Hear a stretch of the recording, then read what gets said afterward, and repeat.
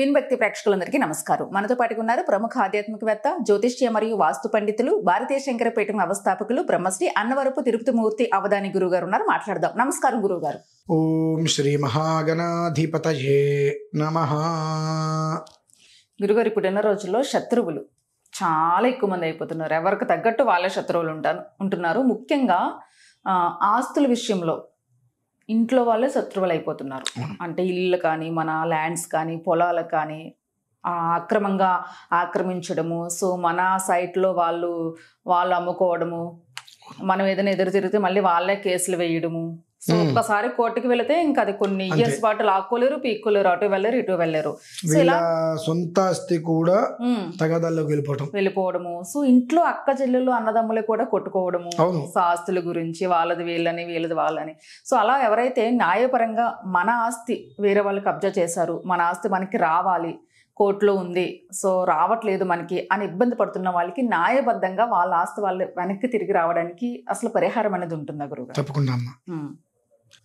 యతో ధర్మస్తతో జయః అనేటువంటి ముందు మనం తెలుసుకోవాలి.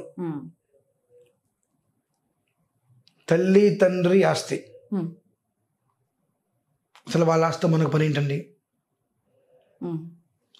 మనకు జన్మనిచ్చారు, కాళ్ళు చేతులు ఉన్నాయి, పడిపోలేదుగా, పడిపోయినాయా? పోనీ ఏదైనా అంగవైకల్యం ఉందంటే అనుకోవాలి, ఏమీ లేదుగా, భగవంతుడి వల్ల అన్నీ ఉన్నాయి. మనోవైకల్యం ఉంది కదండి వీళ్ళకి. అంగవైకల్యం ప్రమాదం కాదు, మనోవైకల్యం చాలా ప్రమాదం అండి. ఈ మనోవైకల్యం ఉండటం వలన ఆస్తి నాది అని ఇంత ఆస్తిని ఇద్దరు అన్నదమ్ములు కొట్టుకుంటూ ఉంటారు. ఒకళ్ళకి ఎక్కువ ఒకళ్ళకి తక్కువ వెళ్తే నష్టమేం లేదు. ఇద్దరు అందులో పంచుకోవాలని కొట్టుకోవడం వలన అందులో దాన్ని వదిలేసి పక్కకు వచ్చి కొట్టుకుంటుంటారు. ఒక నల్ల పిల్ల వచ్చి మొత్తం చేస్తుంది. అంటే ఏంటి, వీళ్ళిద్దరూ ఏంటి ₹1,00,000 కోసం కొట్టుకుంటున్నారు, 10 లక్షలు ఫీజు లేని. ఎవరు బాగుపడుతున్నారు?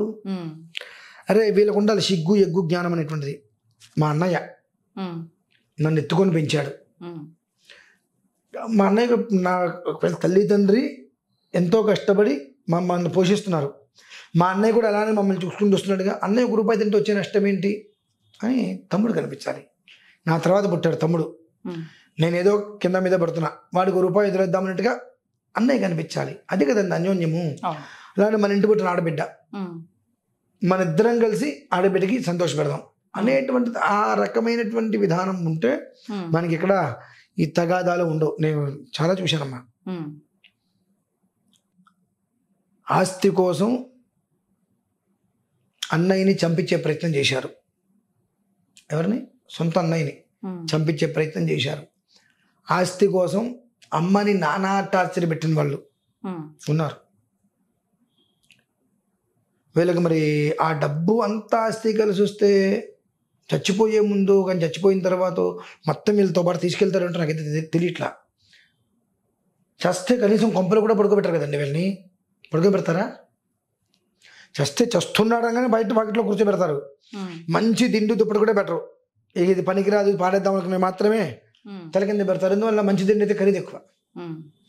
మంచం మీద చచ్చిపోతే మంచం బయటకి ఇచ్చేయాలేమో, ఆస్తులు పోతాయి కదా. ఒకటి పేట మీద కూడా పడుకోబెట్టరు, పేట బయటకి ఇచ్చేయాలేమో అని చెప్పి.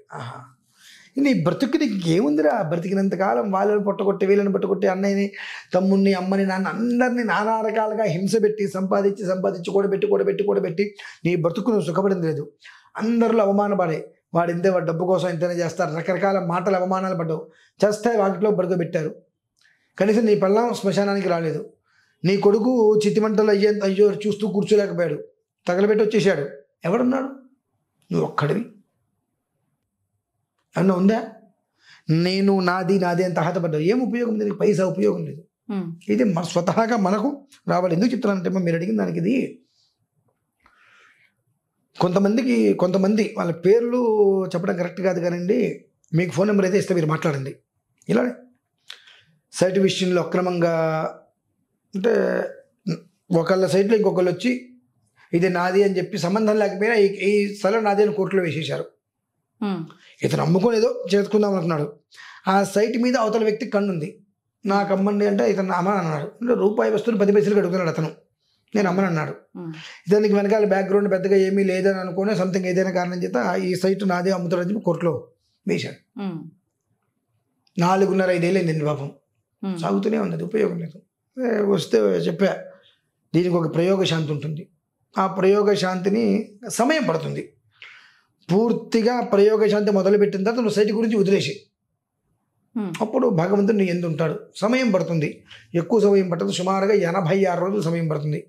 86 రోజులకి నీ అందు నుంచి బయటపడతావు. కాకపోతే కంప్లీట్గా నువ్వు వదిలేయగలిగితే అనేటువంటి విషయం చెప్తే పాప ఆ ప్రయోగం అది చేయించుకున్నాడు. ఏ వ్యక్తి అయితే కోర్టులో కేసు వేశాడో అదే వ్యక్తి ఆ విత్డ్రా తీసుకుని బయటకు వచ్చేసాడమ్మ. అంటే ఆ చేసేటువంటి దాంట్లో అంత పవర్ఫుల్ ఉంటుంది మంత్రం. అది ఒక్కసారి మొదలుపెట్టిన తర్వాత ఎలా చేస్తున్నారు, ఏం చేస్తున్నారు అనే విషయం అనవసరం. ఇన్ని రోజులు ఆ ఛాయలకి రావద్దినప్పుడు వదిలేయాలి దాన్ని. అంతవరకు మీరు రావద్దంటే వదిలేసేయండి అన్నప్పుడు కంప్లీట్గా వదిలేసి ఇంట్లో కూర్చోవాలి. ఇంకా వేరే ప్రయత్నం చేసుకోవాలి. ఇదేమిటి అదేమిటి అనేటువంటిది ఆరా తీసే ప్రయత్నం చేయకుండా ఉంటే అది అత్యంత రహస్యకృతంగా చేసేటువంటిది. ఖరీదు చాలా పెద్దది, కాస్త ఎక్కువ ఖరీదే ఉంటుందండి ఆ సైట్ది. అవతల వ్యక్తి విత్డ్రా తీసుకుని వెళ్ళిపోయాడు. కారణం అనేకం ఉండొచ్చు. ఈ మంత్ర ప్రభావం వల్ల అతనికి కష్టమే కలగచ్చు, నష్టమే కలగచ్చు, ఇంకోటి ఏదైనా కలగచ్చు. ఏదైనా మనకు అనుగుణంగా మారుతుంది, ధర్మానికి అనుకూలంగా మారుతుంది. మనకు అని తప్పమ్మ. అదే ఎందుకంటే ఆ రోజు అడిగాను, ఆయన ఇది ఖచ్చితంగా నీదేనా. మనం కూడా మంది కాందాన్ని కూడా మనం ఏదో చేసుకోవాలని ప్రయత్నాలు చేస్తూ ఉంటాం. అది ఫలించదు. ధర్మానికి అనుకూలంగా అది ఖచ్చితంగా నాదే అండి, ఇదిగోండి అన్ని నావి, ఇలా చేశాడు, అది నిజమైతే నేను చేసేది నీకు ఫలిస్తుంది, చేస్తాను అన్నాడు. అది అట్లా 4-5 సార్లు 4-5 జరిగింది. అది అత్యంత రహస్యకృతంగా చేసేటువంటిది వజ్ర కవచ పాశుపత ప్రయోగం అంటారు దాన్ని. ఈ ఇల్లు మనం అగ్రిమెంట్ రాస్తాం, కొంచెం డబ్బు ఇస్తాడు, తర్వాత డబ్బు ఇవ్వడు, మనం ఇల్లు అమ్ముకోవడానికి ఒప్పుకోడు. ఇటువంటి నానా ఇబ్బందులు పెడుతూ ఉంటారు ఇలాంటి విషయాల్లో. ఇంకొకళ్ళు అయ్యో అని చెప్పి అత్యంత స్నేహమును ఇంకోటను మన ఇల్లు తాకట్టు పెట్టి వాళ్ళకి డబ్బులు ఇస్తాం, వాడు నువ్వెంత అని మాట్లాడతాడు. మన బంగారాన్ని నమ్మేసి మన డబ్బులు మొత్తం వాళ్ళ కోసం మనం పెడతాం. చివరికి అన్నిటికి కూడా మనమే మనం ఎంత ఇబ్బందులు పడినా వాళ్ళకి సంబంధం లేదు, అసలు పట్టించుకోరు. నీ ఇబ్బంది నువ్వు పడు అన్నట్టుగానే ఉంటారు. ఇలా ఉన్నటువంటి వాళ్ళు ప్రతి ఒక్కరిని కూడా శిక్షించగలుగుతుందండి. అది ధర్మానికి విరుద్ధంగా నీకు కావాలంటే అడిగి తీసుకున్న దానికి వర్జినాలుగా నువ్వు మాట్లాడు, అది నీకు దోషం అంటదు.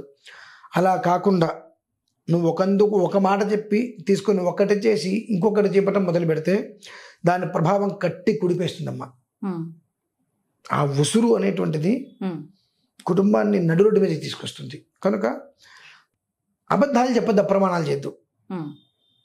నాకు ఇలా ఉంది, అవసరం ఉంది, తీసుకో, ఫలానా అప్పుడు ఇస్తా, ఇవ్వలేకపోయా 4 రోజులు ఆగిస్తా, ఓకే. అంతేగాని ఏదో చేయాల్సి వస్తుంది, ఇవ్వాల్సి వస్తుందని ఏదో ఒక రకమైన విషయాన్ని దృష్టిలో పెట్టుకొని నీకు నేను దూరంగా ఉంటే కనుక నన్ను అడగవు కదా అనేటువంటి అనేక ప్రయత్నాలు చేయడం మొదలు పెడితే ఆ ఉసురు ఉంటుంది చూసారండి, ఏడుపు అంతా ఇంత కాదండి, మనిషిని సర్వనాశనం చేస్తుంది. అది అంత ప్రక్రియ అవసరమా మనకు? అంటే ఏడుపు ఒక రకంగా చేస్తుంది. అదే స్థితిలో వాళ్ళు ఈ ప్రక్రియ ఇలా మమ్మల్ని ఏడిపిస్తున్నారు వీళ్ళు, కాబట్టి మాకు ఈ యొక్క శాంతి మాకు కావాలి, ఈ ప్రక్రియ మాకు కావాలి, మాకు ఈ పూజ చేయించి పెట్టండి, వాళ్ళు మమ్మల్ని ఇంత ఏడిపించారు కాబట్టి ఆ బాధ మేము తట్టుకోలేకపోతున్నాము, వాళ్ళు ఏడవాలని నేను కోరుకోవట్లా, నాదే నాకు రావాలని నేను కోరుకుంటున్నా, ఖచ్చితంగా వాళ్ళు ఏడుస్తారు, అంతకంతా వాళ్ళు ఏడుస్తారు అని ఆ ప్రక్రియ మనం మొదలుపెట్టినప్పుడు వాళ్ళ ఉసురు ఈ మంత్రం. ఇది ఒక పాట కూడా ఉంది, ఎన్ని కన్నీళ్ళ ఉసురిది అనే పాట కూడా నేను ఎక్కడ విన్నా, కట్టి కుడిపేస్తుందమ్మా. అటువంటి అద్వితీయమైనటువంటి మహత్తర శక్తి గల పాశుపత ప్రయోగాలు కూడా రహస్యకృతంగా కొన్ని ఉంటాయి, అవి బయటికి మేము చెప్పం. ఎందువల్లంటే ఏ చిన్న విషయం బయటికి చెప్పినా దాన్ని రూపుమాపి ఆ మంత్రాన్ని ఒక పాటలాగా తయారు చేసి దానికి రకరకాలుగా తయారు చేసేసి భ్రష్టత్వం చెందిస్తున్నారు. కాబట్టి కొన్ని రహస్యకృతంగా జరిగేటువంటి వాటిని బయటికి చెప్పం. 2, మనం చేసుకునేటప్పుడు అది విధానం ఏంటనే విషయం నీకు నాకు తెలియాలి. అంటే ఆ దంపతులకి నాకు ఎందువలన తెలియాలి? మూడో వ్యక్తికి ఎందుకు తెలియకూడదు అంటే కర్మ ప్రారంధం బాగాలేకపోతే ఆ మూడో వ్యక్తి ఏదో ఒక కారణం చేస్తే ఇలా చేస్తున్నాను అవతల వ్యక్తికి తెలియజేయచ్చు. నీకు మూడో వ్యక్తి తెలుసు అంటే మూడో వ్యక్తికి అవతల వ్యక్తి కూడా నిన్ను ఇబ్బంది పెట్టిన వ్యక్తి ఖచ్చితంగా తెలిసే ఉంటాడు. రేపు ఒక రోజు వీడితో నీకు తేడా వస్తే ఏ మాట వచ్చినా వీడిని ఆ విషయాలు నేను చెప్పించినప్పుడు ఇవన్నీ రిఫ్లెక్షన్ కొడతాయి తిరిగి. వాడు ఏదైనా చేస్తాడు మళ్ళీ వెంటనే. ఏంటంటే నీకు 10 లక్షల రూపాయలు ఇవ్వడం కన్నా అంత డబ్బు ఖర్చు పెట్టి నేను చేయించుకోవడం బెస్ట్ కదా. వాడు ఆలోచన చేస్తాడు. అదేమవుతుందంటే రిఫ్లెక్షన్ తగులుతుంది. కనుక తద్రహస్యం భవతి అనేటువంటి విధానంలో కొన్ని రహస్యకృతాలు ఉంటాయి. కాబట్టి వాటిని చేసుకోగలిగితే స్థలం కావచ్చు, గృహం కావచ్చు, డబ్బు కావచ్చు, బంగారం కావచ్చు, వీటికి సంబంధించి ఏవైతే మనం మానసిక ఆవేదన అనుభవిస్తున్నామో ఒకళ్ళకి ఇచ్చి దాని నుంచి పరిపూర్ణంగా మనం బయటపడి అదే మానసిక ఆవేదన వాళ్ళు అనుభవించేటువంటి స్థితి ఆ ప్రయోగం తీసుకొస్తుందమ్మా. ఖచ్చితంగా పరిహారం అయితే ఉంది. మీకు నెంబర్ ఇస్తాను, మీరు మాట్లాడండి అతనికి. నిజమా అబద్ధమా అని అడగండి. అయ్యో నిజమైతేనే కదా చెప్తారు. ఏమో అడిగితే అప్పుడు మీకు క్లారిటీ వస్తుంది. ఎందుకంటే హైదరాబాద్లో ఉన్నారు చాలా మంది ఉన్నారు హైదరాబాద్లో. ఎందుకంటే ఆ ప్రయోగాలు కూడా నేను అందరికీ కూడా మనం చేయించకూడదు అందరికీ కూడా. ఎందువలన కొంతమంది అచ్చం నిజం చెప్పినట్టు అబద్ధం చెప్తారు. అచ్చం నిజం చెప్పినట్టు అబద్ధం చెప్తారు. ఎట్లా అంటే ఇప్పుడు మీరు నాకు సైట్ అమ్ముతా అంటారు, అగ్రిమెంట్ రాసిస్తారు. ఆ తర్వాత ఇంకొకటి వచ్చి అంతకన్నా ఎక్కువ ఇస్తా అంటాడు. నాకు అగ్రిమెంట్ రాసిస్తా అని చెప్పి మీరు చెప్పరు. నేను ఇట్లా అయిందండి, ఇలా జరిగింది, నా సైట్ నేను వేరే వ్యక్తికి అమ్ముకుందాం అనుకుంటున్నాను, ఇంకొతను కొనుక్కుంటా అన్నాడు, కొంచెం డబ్బులు ఇచ్చాడు, ఈ డబ్బులు నీకు ఇచ్చేస్తా అంటే ఒప్పుకోవట్లేదు, నాకు మిగిలిన డబ్బులు ఇవ్వట్లేదు, కాబట్టి అతను నేను సైట్ అమ్మదలుచుకోవట్లేదండి, నేనే అట్టి పెట్టి ఈ రకంగా అబద్ధాలు చెప్తారు. మీరు నాకు రూపాయికి అమ్ముదాం అనుకున్నారు, నేను మీకు 10 పైసలు అడ్వాన్స్ ఇచ్చా, ఇంకోటి రూపాయి నరిస్తా అన్నాడు, ఆ రూపాయి నర కోసం అని చెప్పి మీరు ప్రయోగం చేస్తున్నారు. అవి చెలువు అన్నమాట. మీరు ఈ మాట దాచేస్తే నాకు చెప్తారు కదా, నేను చేయిస్తా, అది మీకు ఫలించదు. నిజంగా న్యాయము ధర్మము ఉంటే ఖచ్చితంగా ఫలిస్తుంది. సో అలాంటి ప్రాబ్లమ్స్ ఎవరికన్నా ఉంటే నిజంగా మంచి పరిహారం. మానసిక వేదన అనుభవిస్తున్నాము, మా ఆస్తి లాక్కున్నారు, న్యాయబద్ధంగా మాకు రావాల్సింది అనుకున్నప్పుడు ఖచ్చితంగా ఇలాంటి పరిహారాలు ఉంటాయి. అలాంటి పరిస్థితుల్లో ఎవరైనా ఉంటే ఒకసారి గురువుగారితో మీరు మాట్లాడొచ్చు. ఇంకేమన్నా వ్యక్తిగత విషయాల గురించి మాట్లాడాలనుకున్నా వీడియోలో వస్తున్న నెంబర్కి మీరు ఫోన్ చేసి మాట్లాడొచ్చు. నమస్తే గురు.